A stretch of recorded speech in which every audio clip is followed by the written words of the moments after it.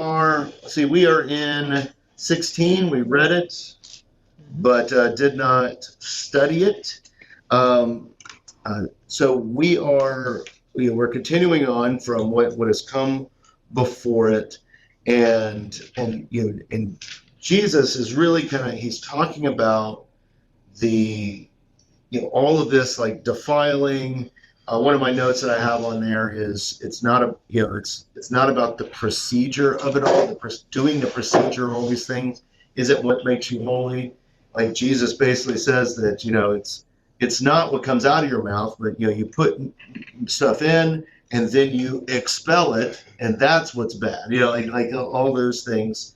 And so he goes through there, and we talked about the woman, the Gentile woman, the Syrophoenician woman, Gentile. And Matthew calls her a Canaanite, which is interesting.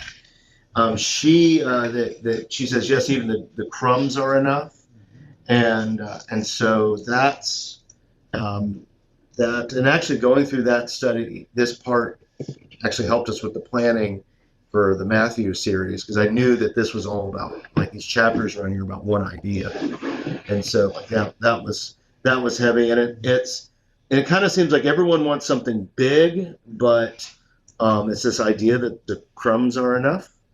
The crumbs are enough for this, and enough for the lady, and it's like us, are the crumbs enough? And so we get into 16, and we see the Pharisees.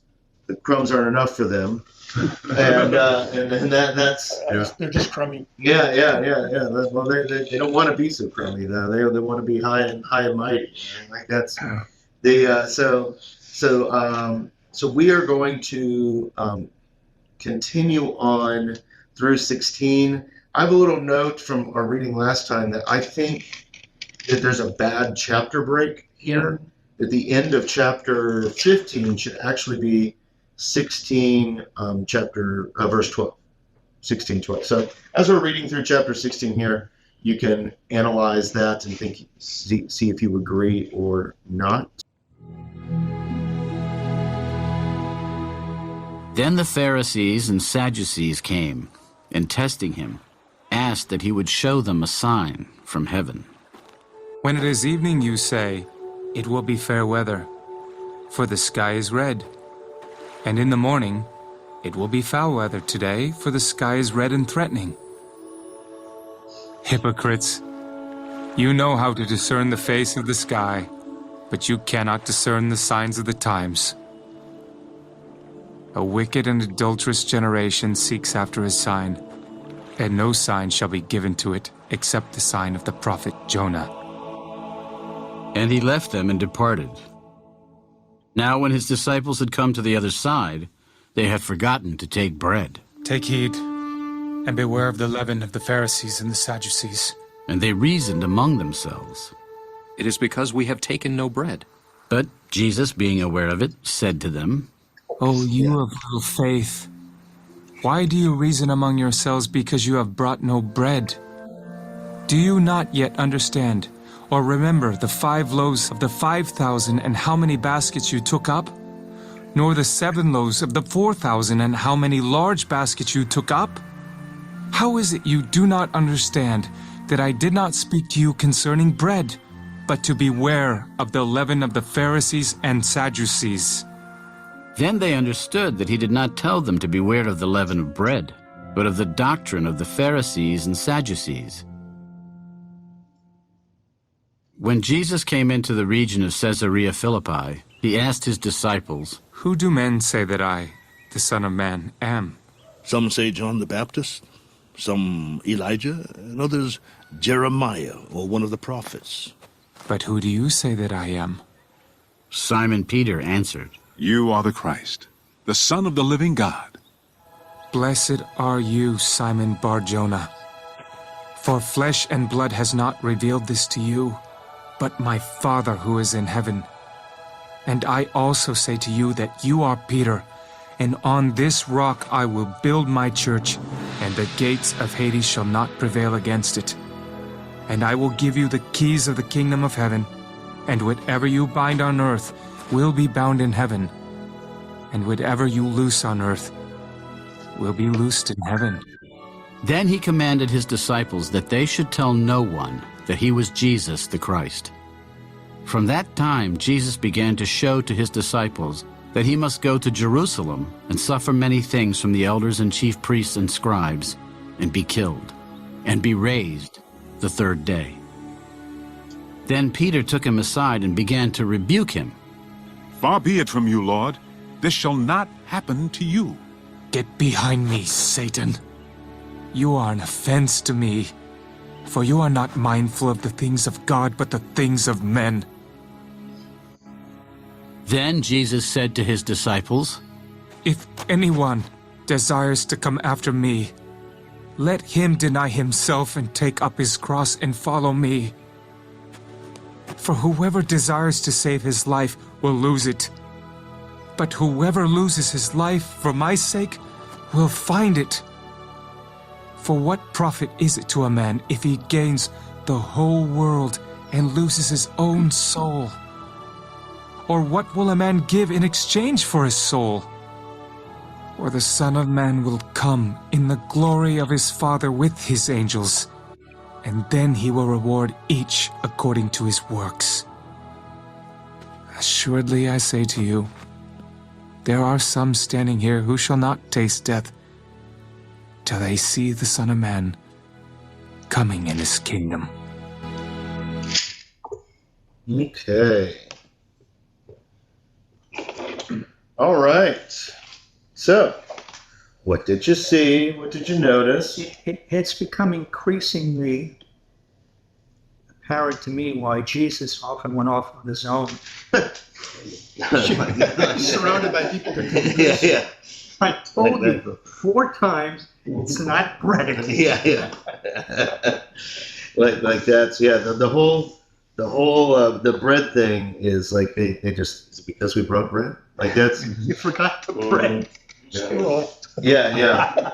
And it's like Mark does it a ton. Like the and that's kind of Mark's point is that he's just like the disciples cannot get it right.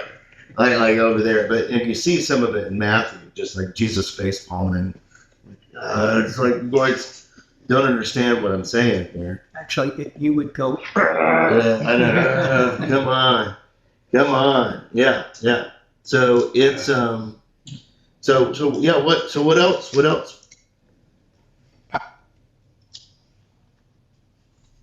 What do you think about my thought of the chapter ending there?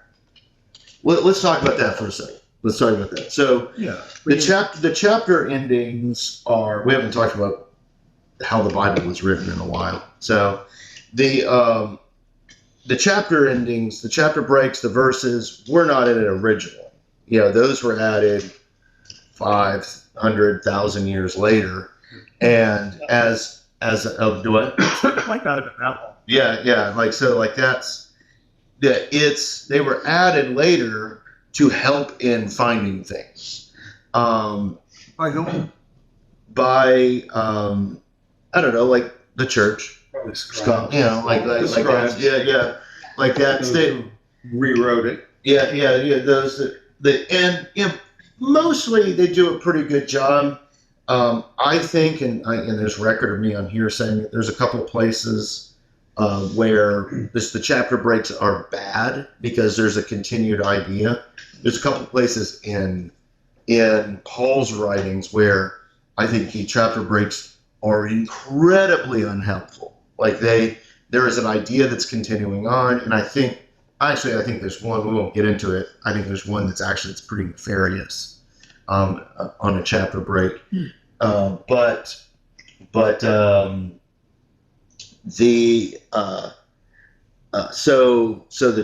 chapter breaks, I think this one is just 15 was already kind of long, and so they probably just broke it at the Pharisees and Sadducees. But I think this idea that Matthew is doing is continuing on about these crumbs are enough, and the Pharisees, they want these signs. They want these big things. They want all of this. They're seeking after a sign. And he's like, the only sign you're going to get is the prophet Jonah. Like that's That's what you're going to get. And if you think about Jonah, like he wanted all the big stuff in life too, but he got thrown into a whale. And 3 days. for 3 days. Yeah, exactly. Yeah. Inside of that big fish. But the whole thing is that the Ninevites, which the Ninevites would be very similar to this Canaanite woman. Basically, the Ninevites in that story said the crumbs are enough. Like their whole thing. The reason why I know this is that we just did all this planning and all that. And I'm pretty sure Jonah is the Old Testament reading for this week, next year. But it's they said the Ninevites, when Jonah came and did a terrible basic sermon, and they were basically they repented, and they're like, who knows, maybe this God will relent. And that's a very like the crumbs are enough statement. It's like, we're going to go through this, maybe this guy will relent. And so, and he's saying that the Pharisees, that's not what they want. So one more time, where would you have started 16? I would, Peter's confession. yeah, Peter's confession. Indeed. Like that, because it kind of changes. It kind of like it's all kind of fluid, but there's a new idea starting here in verse 13 of chapter 16, because you also have like Jesus railing against the Pharisees. It's like, take heed and beware of the leaven of the Pharisees and the Sadducees.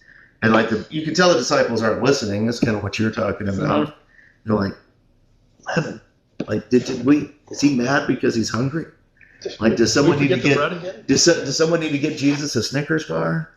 Like that's and he's like, that's not what it's about, fellas. like that's you guys are all deluded. It's because of like they like and he talks about the feedings. He's like, do you not understand? Remember the 5 loaves and the 5,000. How many basketfuls you took up? Nor the 7 loaves and the 4,000. How many large basketfuls did you take up? How is it that you do not understand that I did not speak to you concerning the bread? And so right there, if anybody ever doubts about the importance of the numbers in here, that there are good numbers and there are bad numbers, Jesus is saying, did you notice how many basketfuls were left over?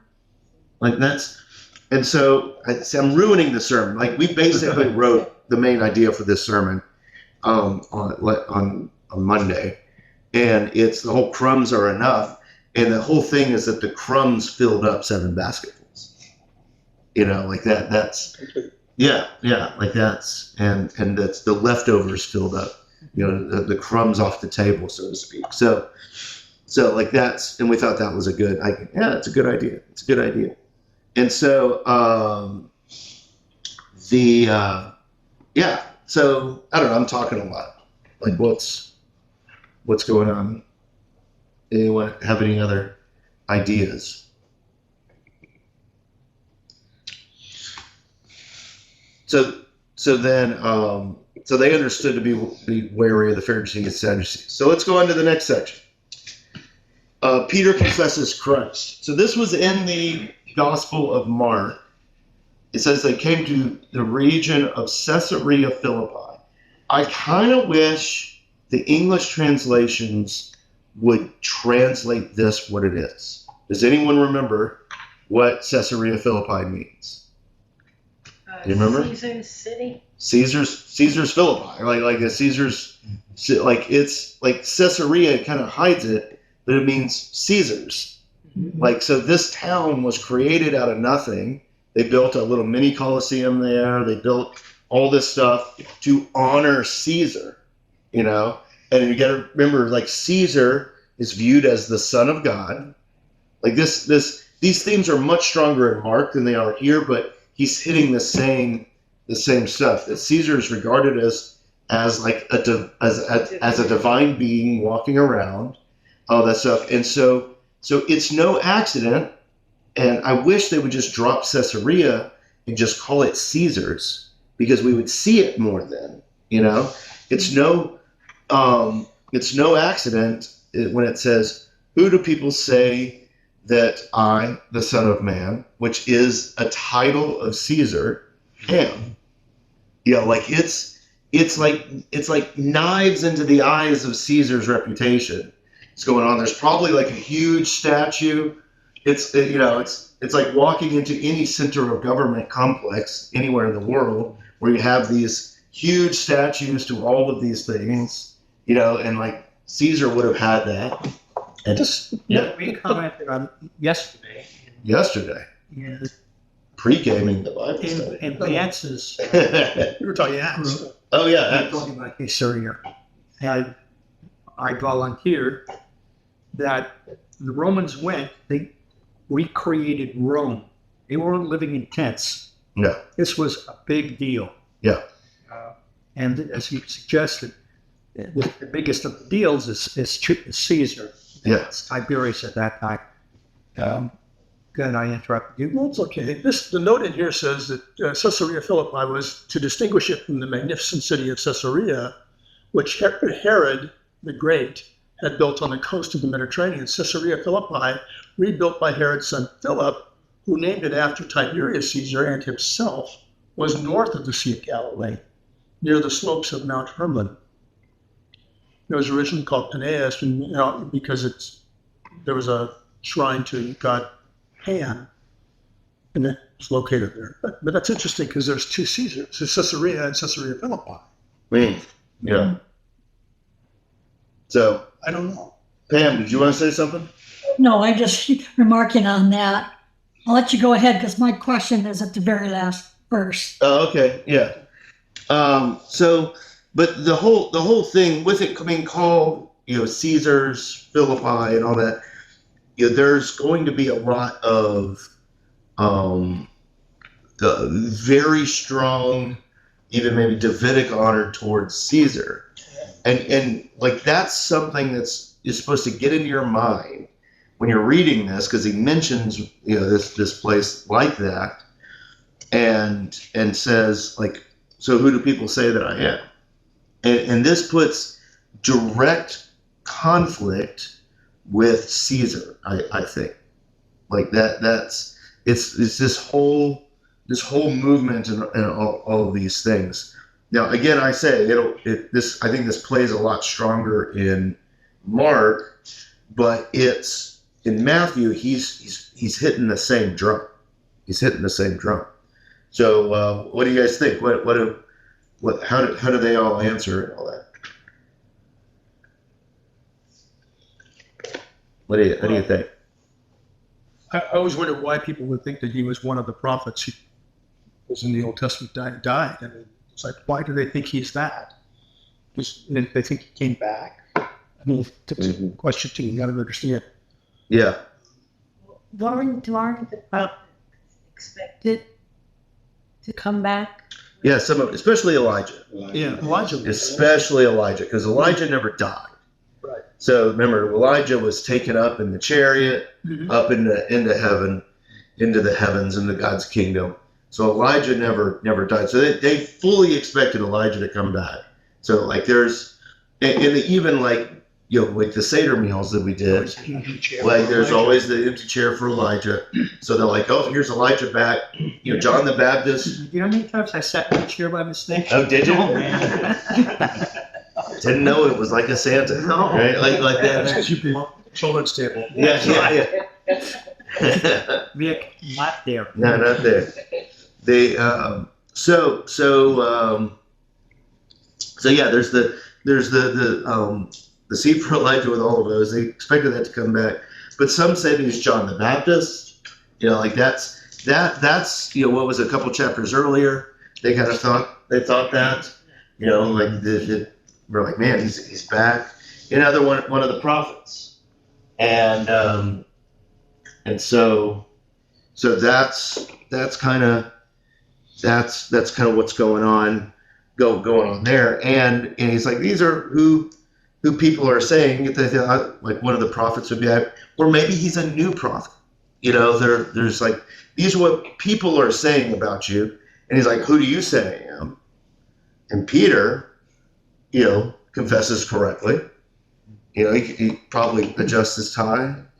You know, like all that stuff, like that you're the Christ, the Son of the living God, saying that underneath all this Caesar stuff.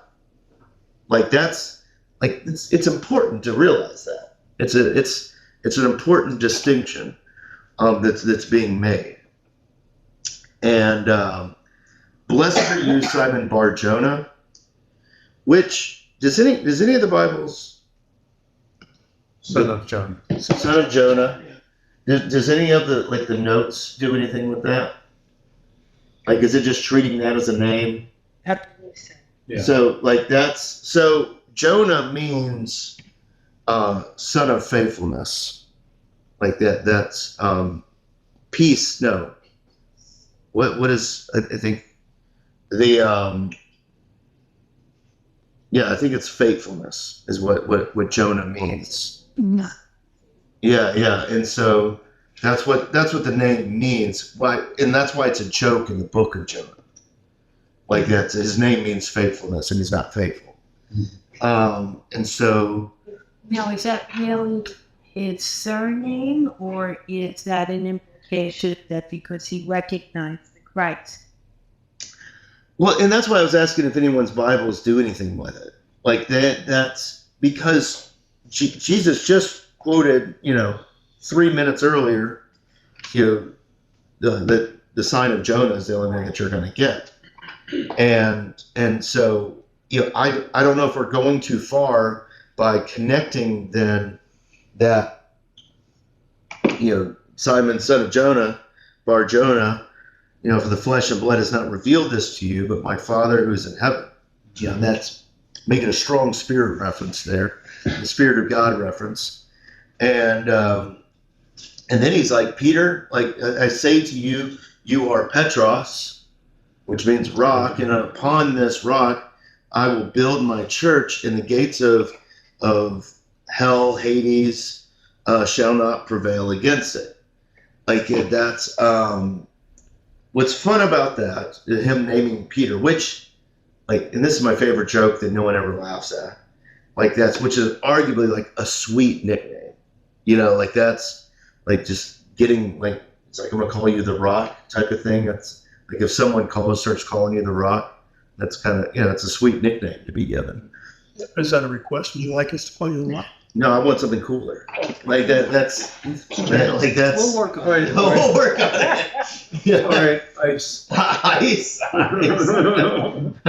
That's cool. Yeah, it's cool. So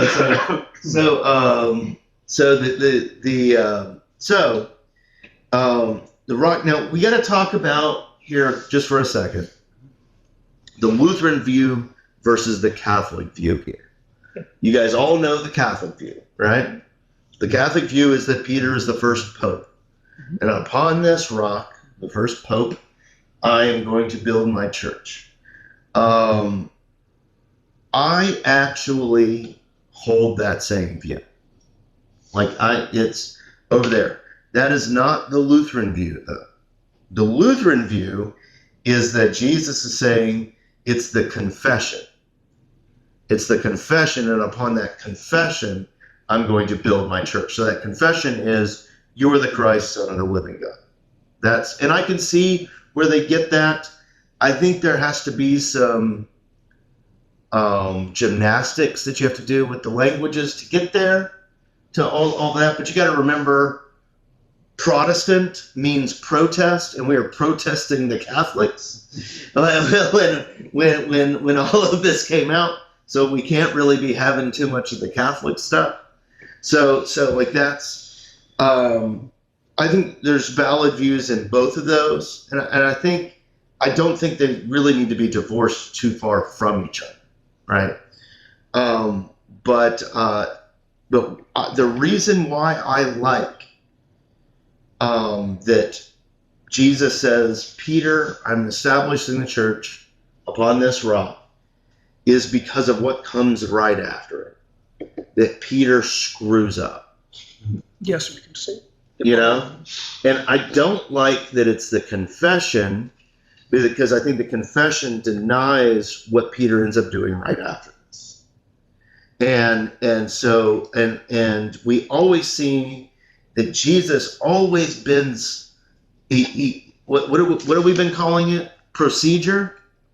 Jesus always goes away from the procedure and having where he's establishing the church off of good procedure doesn't seem to be on brand, but Jesus establishing the church on part of a fallible, sinful person seems very on brand.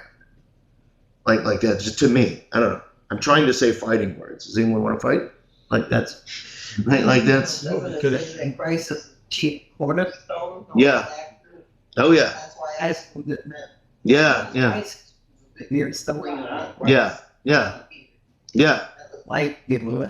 Yeah, and that's not far from that kind of classic Lutheran view there. Like that's and so that's that. In other places, Jesus says that he's the cornerstone, and all of those things.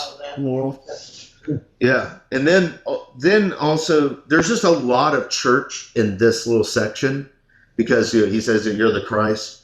So if you've ever noticed, I don't know if any of mine have it. I never really look at mine, but the stoles. If you ever looked at some stoles that have like keys on them, this is where that comes from. The office of the keys. Yeah, office of the keys is that the office of the pastor, but that's like I sit in the office of the pastor. I am not the office of the pastor, right? So like that's in different churches and different understandings of this. I'm a big fan of having people also sit like it's almost like I'm an overseer of that office of the pastor, and there's other people fulfilling those roles as well and caring for others and all of those things. But that office there of the keys is what we call it. Is the keys of the kingdom and that is whatever you bind on earth will be bound in heaven, whatever you loose on earth will be loose in heaven. Whatever you bound people up with and don't offer forgiveness, it will be bound. And whatever you do forgive, it will be forgiven. Like it's a pretty good statement. And when you start thinking about that phrase in that procedure argument, but also and what I think is the verse of this of the whole book is chapter 7 verse 12, which is therefore whatever you want men to do to you, do also to them, for this is the law and the prophets. And you're seeing, I think, a further clarification of that. Whatever you forgive will be forgiven. Whatever you don't forgive won't be forgiven. I think it's a further clarification of what's going on in 7. I think that's the main idea. And so that does that make sense? If it doesn't, Do speak that now. again. Okay. So Who forgives? I think it's that office of the keys. I think it's that office of the keys. But I think there's a certain part of it to where we're all kind of functioning in that. But but it primarily functions from that what we in the Lutheran Church call the pastoral office. Yep. And that's why you hear, like, we don't say it here, but in other liturgical denominations you'll hear, I, as a called and ordained servant of the word and said, and by the command of our Lord Jesus Christ, I forgive you all of your sins. Like I'm not a big fan of all the legal speak like that, and instead and by the command, like all that stuff. I'm not a big fan of all that. So like I skip all that stuff and just say your sins are forgiven. I've been meaning to talk to you about that. Oh yeah. You want Every Sunday. every Sunday you want to end the said and by the command. Yeah, like that. You like that legal speak, huh? Like that procedure. And so I'm having difficulty with your comfort that Peter is the first pope. I can't reconcile that to as much as I know about Lutheranism. Now, you are my pastor, Mhm. and I don't know where you're taking me. Oh, no, I'm not taking you to Rome. I'm taking you to like Peter is recognized as kind of the head there at the beginning. That's not Pope. Well, it's That's different. there's like so I want There's a difference between a CEO and God. yeah. So all right, so let's get rid of the word Pope and just use the first guy, like that. The first Guy, like that's something like that. Like it's I've never spent any real time in the Catholic Church. I got no hangups with the word Pope. So like that's Well, Yeah, that's yeah. precisely right. Yeah. It is a trigger. yeah, it's a trigger. So maybe I'm trying to trigger for a reason. I don't know. Let's see. But You're it's such a scamp. but like, well, so if it's not Pope, then get rid of the word Pope and think about what is being said here. What's being said about Peter? What does it mean for Jesus to say upon this rock? He's saying that he's going to use, depending on how you interpret this, he's Yeah. going to use Peter to build his church. Yeah. And whether you call him the Pope or not, he's going to be a leader of the church as it grows. Yeah. And that ends up being recognized among the apostles and disciples that go back to Peter. Yeah. And Peter is the guy who initiates the speeches at Pentecost, and again in the book of Acts, we get several of them. So, Yeah. so I think that's what he's saying is that you're going to be the person that I'm going to build my church, use to build my church. Yeah. And I think this is incredibly strong. And I know I keep going back to Mark, but Mark is Peter's story. And like it's over there. And Matthew has other stories that he's telling besides just this one. But in Matthew, this one's important to him. But it is Peter's. Peter is kind of the establishment of all of this, and why I like that it's resting on Peter, because Peter gets it wrong next. Peter gets it way wrong. And when you think about what we just talked about before with the Canaanite woman, that the crumbs are enough, that there's like the crumbs, like the leftover crumbs of that feast of the 5,000 and the 4,000 were enough to fill 7 basketfuls. Like that. That's like that's the crumbs of Peter's reputation are enough to build the church. Like is that like what do you think? That's a bit of a stretch for me. Yeah. But okay. I think let's hear apart. It's okay. It's okay. You've left me a long time It's a ago. bad taste. It's a bad taste. Yeah. Oh, bad taste. So like that's but what like so get rid of the word Pope. Get rid of the word Pope. Because the word Pope, the next word that comes to mind is infallibility. Yeah. Yes, this is true. No, I don't agree with the infallibility. I don't agree with the infallibility. Did I? Catholics do. Yeah, the Catholics do. The Catholics do. They have the infallibility thing. But just the Pope considered the Father? Papa. Yeah, the Father. Who is the Father? God, not the Pope. So here's what I'm saying. I'm basing it. That's why I don't like the infallibility argument.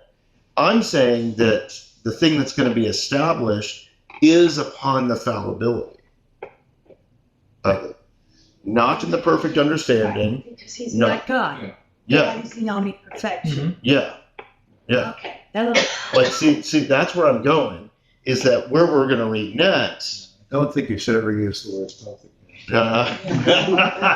Seriously. Well, that's like that's I've learned today that I'm not going to unless I want to get under some skin.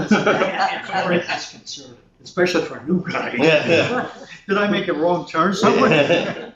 So like that's but like the reason why because I think like we've already talked about the crumbs being enough.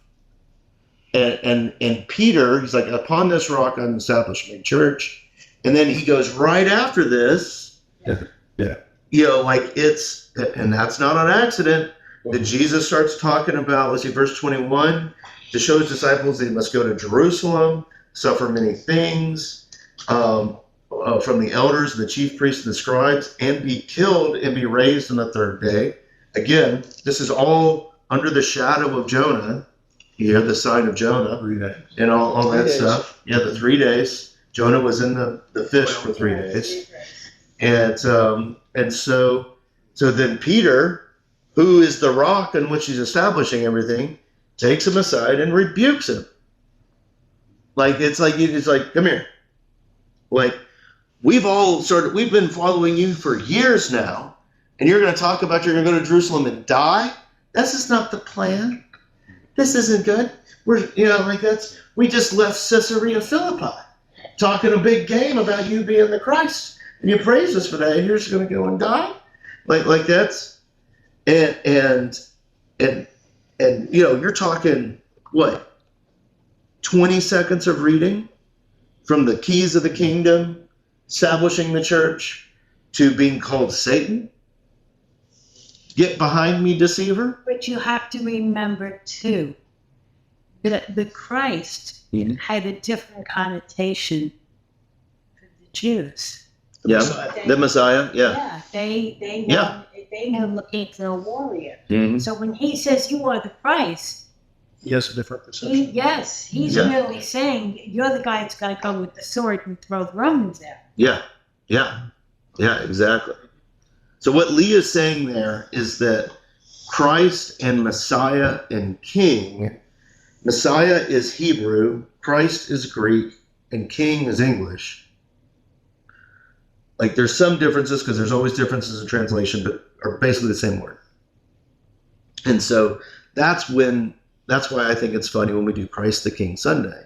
And I like to call it King the King Sunday. And so when we say Jesus Christ, we're saying Jesus King. We're saying King Jesus. Like Christ is also saying that I understand that my leaders are not going to be perfect. Mm-hmm. Yeah. And that's why I like the establishment on Peter, because Let me interrupt you. Yeah. Is Peter a crumb? I'm not being facetious. I think we end up seeing that. Yes. I think that's what we end up seeing, because he denies Jesus. Big point. And I got to make sure that I don't go straight into Mark. Like, that's because Mark is Peter's story, and Mark just denigrates Peter the entire time because Peter's writing about himself. Like that's at least that's what I believe. Is that's Peter's Gospels, the Gospel of Mark. It's what he wrote. But we're seeing the same kind of going forward here, and we're going to get into chapter 17, and again Peter says foolish things here too. I think maybe that might be only at Mark, but that's so he takes him aside, calls him Satan. Get behind me, Satan. You are an offense to me, for you are not mindful of the things of God, but on the things of men. And that's what Lee was saying. He's actually telling him that you're thinking I'm going to be the Messiah, And the way you God, right? Yeah. Like, that's No white horse. No way. well, and it goes back to Judges. What we're talking about with Judges right now, where everyone's doing what is right in their own eye. And I don't care who I have to hurt, who I have to do, but I need to get my way, type of thing, And that's a very, that's what Peter's doing here. We see it in Judges. It's this constant push towards this way, and Jesus keeps pushing us back to that chapter 7, what we call the golden rule, And he says that the golden rule is the summation of the law and the prophets. He doesn't say, I have something new for you. Throw away those law and prophets. Just love your neighbor. He's going, no, this love of neighbor is the law and the prophets.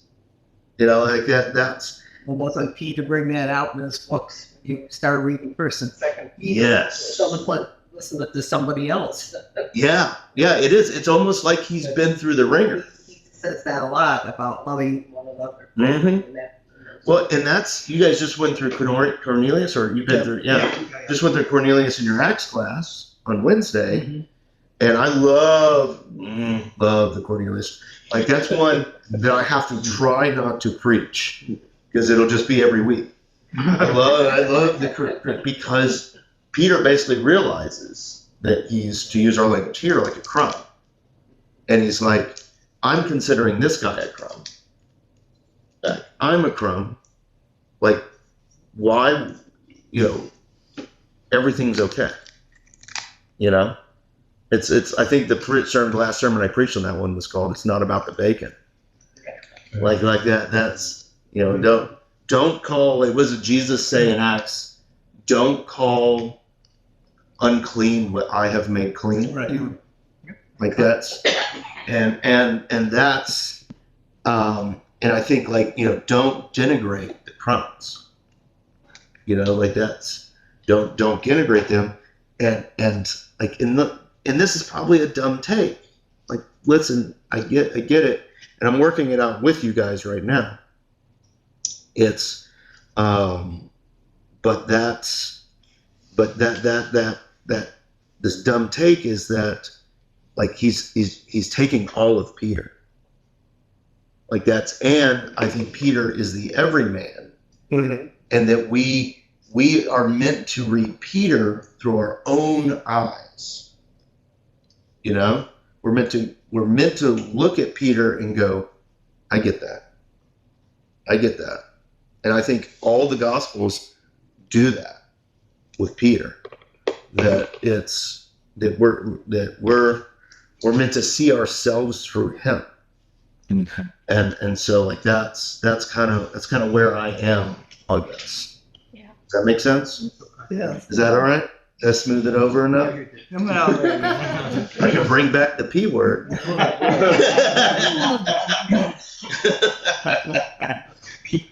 Yeah, Pop-Tarts, right? There's speaking of Pop-Tarts, on Netflix there's a movie called Frosted, and it's every funny actor that's working right now. It was done by Jerry Seinfeld, and it's stupid and pretty funny. Like, it's a fictional tale about the advent of Pop-Tarts. So, You watch all the good stuff. I did. It's, Coley and I are big Seinfeld fans. So, like, that's back in the show, back in those days. So then we continue on, and you have this idea, which in this is such an interesting phrasing, and I don't really know what to do with it. I don't talk about it. But all of a sudden, Jesus is like, take up your cross and follow me. I think he's doubling down after what happened with Peter. Mm-hmm. Like, I got to really get to the nitty gritty with them. Yeah. What did you say? It's like he's got to get to the nitty gritty. Okay, yeah. What happened with Peter? It's like, I got to clear the air. This is what's going to happen. Yeah. I'm not coming with the charger and the sword. This is the way it's going to be. Mm-hmm. That's what I've been telling you, but I got to tell you again. Listen carefully. Yeah. The whole face palms thing, right? Like, you got to deny yourself, take up your cross, follow me. Whoever saves his life will lose it. Loses his life for my sake will find it. For what profit is it that a man gains the whole world, yet loses his soul? Like, that's or what will it give in exchange for his soul? Like, Son of Man will come in, glory his Father with all the angels, and he will reward each according to his works. Surely I say to you, there is some standing here that shall not taste death till the Son of Man comes in his kingdom. It's a weird verse.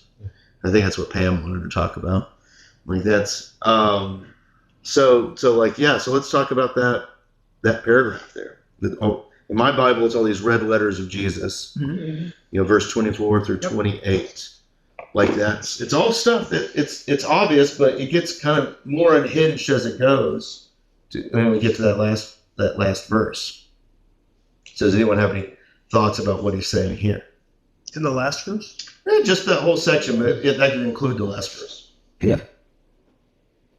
Well, I think like Lee, that he's just reiterating to them that, it's not what you think. This is the way it is. And if you want to follow him, you're going to have trials. You're going to be challenged. You can have to pick up your cross and come too. And your cross isn't my cross. Although in many of their cases it was a similar cross. I think he's challenging them, and the last verse is kind of interesting. What did you hear, Pam? Did you have a thought, Pam, on the last verse? Well, the way it comes across to me is there are, like he says, there are some standing here that will prove death till they see the Son of Man coming in his kingdom. So to me, it's saying there's some standing here, and you'll be okay for now, but when we come back, and there's a judgment, then you can see death or hell. Yeah. If you don't follow, depending what you decide to follow. I don't know if that's what he's saying or not. Huh. But it sounds like some of them will taste death when they see him coming in his kingdom. Yeah, I've never really known what to do with this verse. So it's coming in his kingdom, coming into his kingdom. Does that mean his death and resurrection and rising to heaven? Or does it mean his re-entry into this world in judgment? I always thought it was the crucifixion. That's what how I thought. interpreted it. Yeah, they could mean. I know others who don't feel that way. Yeah. It could mean the crucifixion too. Yeah. But still, the point is, some are going to taste death at some point. Some stand. Well, and is that like a reference to Judas? Like that's around the crucifixion. It's such a weird verse, and I've always kind of understood it as the cross. Yeah. And the main reason why I've always understood it as the cross is like I strongly put the point of our salvation, like the pinpoint of our salvation, isn't when I finally figured all of this out. Isn't when I finally confessed everything correctly. Like that's the pinpoint of my salvation happened when Jesus died and rose again. Like that's the pinpoint I put on my salvation. Is that what you call the theology of the cross? That's what I call theology of the cross. That's one of the parts of that. Mm-hmm. And then I think that's why I always talk about there's all this freedom afterwards, because your salvation is is different than yourself. Like it's a part as another part. Like it's a part of yourself. And so that your salvation is in those things. That's also why I don't like the view that it's the confession. Like that's and because it keeps going to all these things, because it talks about all this stuff that we've been talking about before, about how if what do you gain if you gain the whole world but lose your soul, lose who you are. Your soul is that kind of that inmost. I think we over spiritualize the soul, I think, a little bit too much. That it's like this, but it's like who you are. Essence. Yeah, your essence type of thing. And so for the Son, he's talking like he'll come in his glory and all these things. And one thing I want to show to you is where we're going in all of this.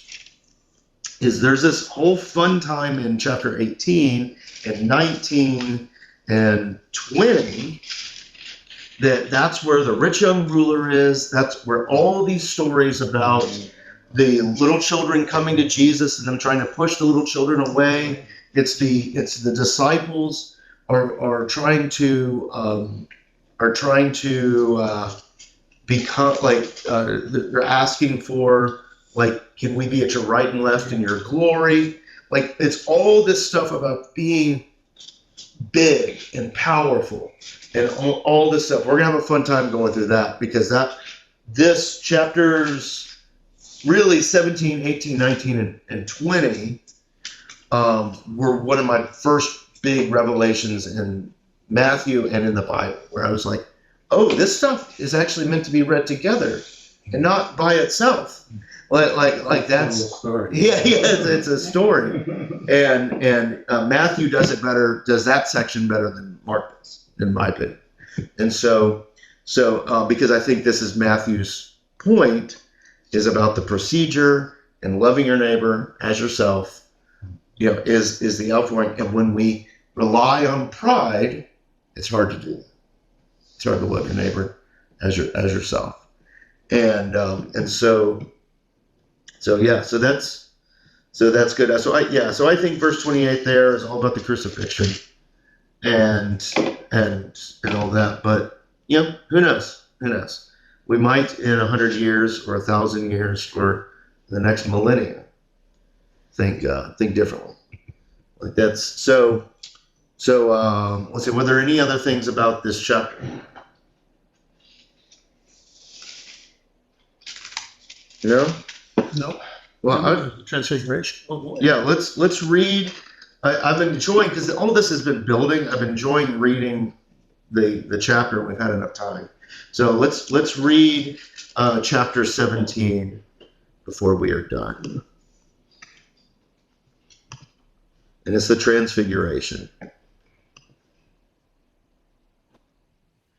And for those of you that this may help in your own walk and all that stuff, I did not know what the Transfiguration was, what that term meant, until I was a pastor.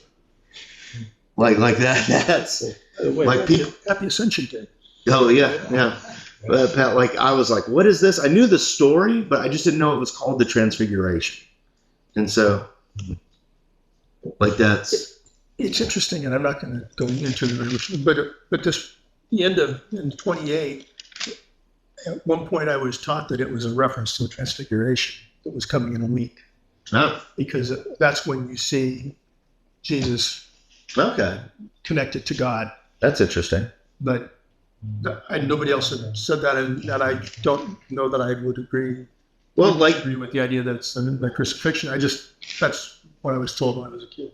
So but it's right after it. Right. So that's so he says, that's true.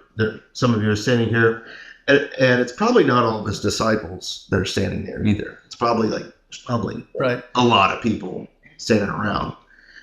So let's read this and remember that verse 28 comes right before what we're reading. Here we go.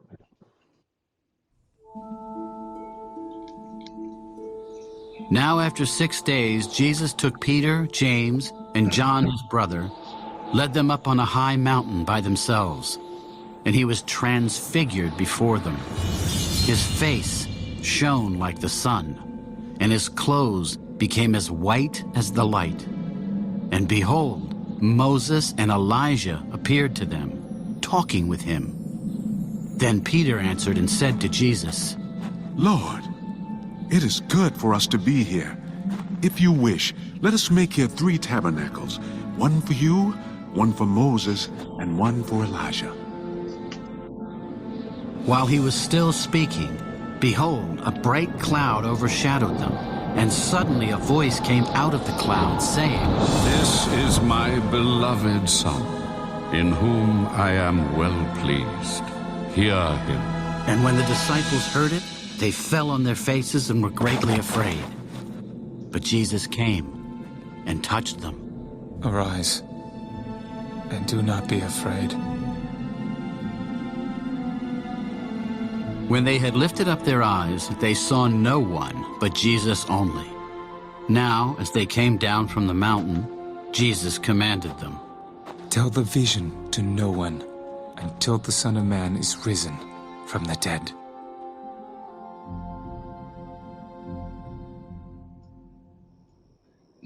Why then do the scribes say that Elijah must come first? Indeed, Elijah is coming first and will restore all things. But I say to you that Elijah has come already. And they did not know him, but did to him whatever they wished. Likewise, the Son of Man is also about to suffer at their hands. Then the disciples understood that he spoke to them of John the Baptist. And when they had come to the multitude, a man came to him, kneeling down to him. Lord, have mercy on my son, for he is an epileptic and suffers severely. He often falls into the fire and often into the water. So I brought him to your disciples, but they could not cure him. O faithless and perverse generation, how long shall I be with you? How long shall I bear with you? Bring him here to me. And Jesus rebuked the demon, and it came out of him. And the child was cured from that very hour. Then the disciples came to Jesus privately. Why could we not cast it out? Because of your unbelief. For assuredly I say to you, if you have faith as a mustard seed, you will say to this mountain, move from here to there, and it will move, and nothing will be impossible for you. However, this kind does not go out except by prayer and fasting. Now while they were staying in Galilee, Jesus said to them, The Son of Man is about to be betrayed into the hands of men, and they will kill him. And the third day he will be raised up. And they were exceedingly sorrowful. When they had come to Capernaum, those who received the temple tax came to Peter. Does your teacher not pay the temple tax? Yes. And when he had come into the house, Jesus anticipated him. What do you think, Simon? From whom do the kings of the earth take customs or taxes? From their sons or from strangers? From strangers. Then the sons are free. Nevertheless, lest we offend them, go to the sea, cast in a hook, and take the fish that comes up first. And when you have opened its mouth, you will find a piece of money. Take that and give it to them, for me and you. I like to laugh there at the end. Yeah. And that's. I think I let Peyton going. Let's see. All right. So like that's the next part in there. There'll be some fun things to talk about next week, and so yeah. That's thank you all for coming today, and for everyone that's watching on YouTube later on. Thanks for joining us. I